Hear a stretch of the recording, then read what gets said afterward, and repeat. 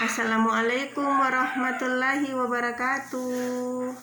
Alhamdulillahirabbil alamin wa syukurillah wala haula wala quwwata illa billah.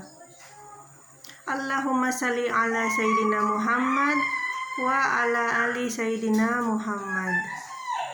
Marilah kita bersyukur kepada Allah dan senantiasa bersalawat kepada Rasulullah sallallahu alaihi wasallam. Allahumma shalli ala sayyidina Muhammad.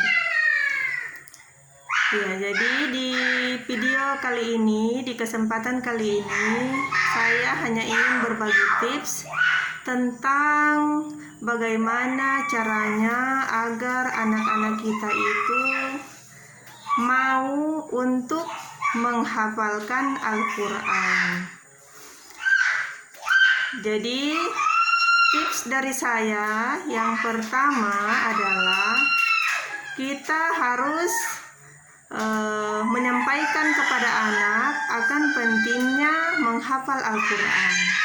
Kenapa sangat penting? Karena Al-Quran itu adalah merupakan kalamullah atau pedoman hidup manusia, pedoman hidup kita sebagai seorang muslim.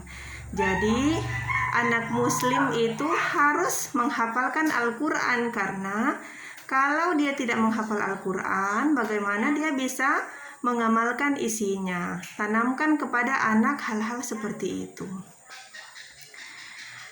Sampaikan juga kepada anak bahwa Allah yang menciptakan kita, Allah yang memberikan kita rezeki, Allah yang memberikan kita kesehatan, dan yang lain-lainnya. Kemudian tips yang kedua adalah sampaikan kepada anak atau tanamkan kepada anak bahwa menghafal Al-Quran itu sangat mudah. Menghafal Al-Quran itu tidaklah susah, sangat gampang, karena banyak orang-orang yang bisa menghafalkannya. Jadi ketika anak merasa jenuh atau merasa itu adalah hal yang tidak mungkin, kita harus memotivasi anak-anak kita dengan menyampaikan kepada anak bahwa banyak di luar sana, banyak orang yang bisa menghafal Al-Quran. Jadi berarti semua orang, semua anak pasti bisa menghafalkannya, sehingga anak-anak tertanam di pikirannya, tertancap di hatinya bahwa memang mudah.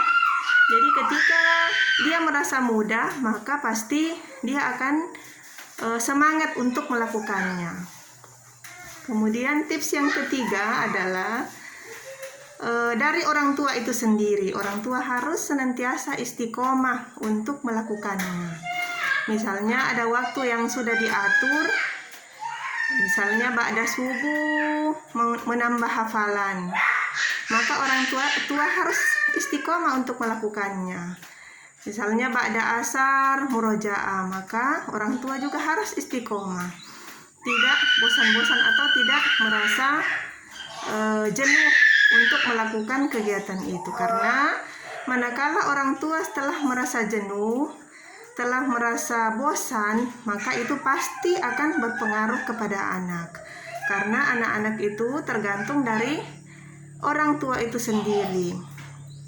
Kemudian selain 3 tips yang 3 tadi, kita harus senantiasa menyampaikan kepada anak, memotivasi kepada anak akan pentingnya mematuhi perintah orang tua, dengan penjelasan-penjelasan tambahan kenapa kita harus patuh kepada orang tua, karena itu adalah perintah Allah, karena orang tua yang telah melahirkannya, karena orang tua yang telah membesarkannya, karena orang tua ingin kebaikan untuknya, dan lain-lain, tergantung dari penjelasan dari orang tua itu sendiri.